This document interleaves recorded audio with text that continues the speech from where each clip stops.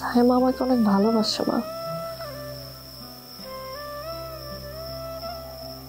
এই ভালোবাসা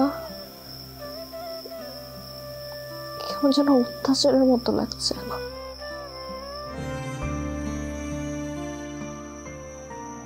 মারে, সাইমের সাথে কি তোর কোনো ঝামেলা হয়েছে?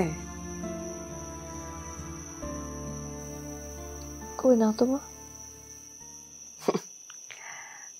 আমার কাছে লুকালে কোনো সমাধান হবে?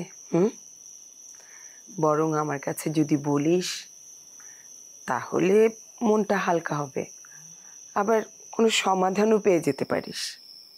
বল না মা, কি হয়েছে?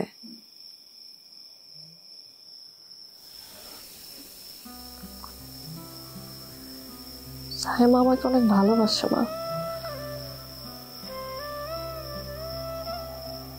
এই ভালোবাসা কেমন যেন অত্যাচারের মতো লাগছে এখন।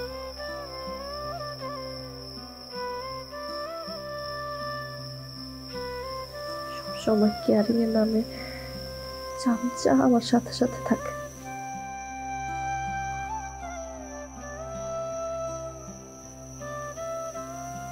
আমার কোনো স্পেস নেই,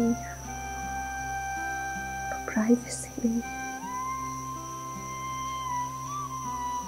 কেমন যেন টর্চার লাগে মা।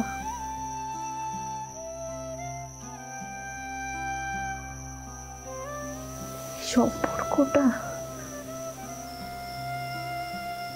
আমি আর নিতে পারতেছি, আমি টায়ার্ড হয়ে গেছি।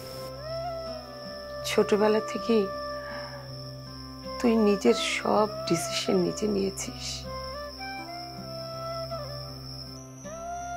তোর বাবা কিংবা আমি কখনো তোকে কোনো কাজে বাধা দিইনি, কারণ তুই যে ডিসিশনে নিয়েছিস ঠিক ডিসিশন নিতি।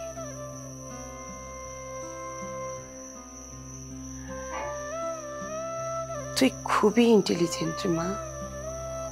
এখনো যদি কোনো ডিসিশন নিস ঠিক ডিসিশনে নিবি, এই ব্যাপারে আমি খুবই কনফিডেন্ট।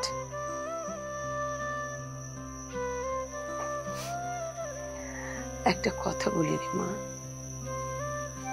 জোর করে আসলে কোনো কিছু হয় না।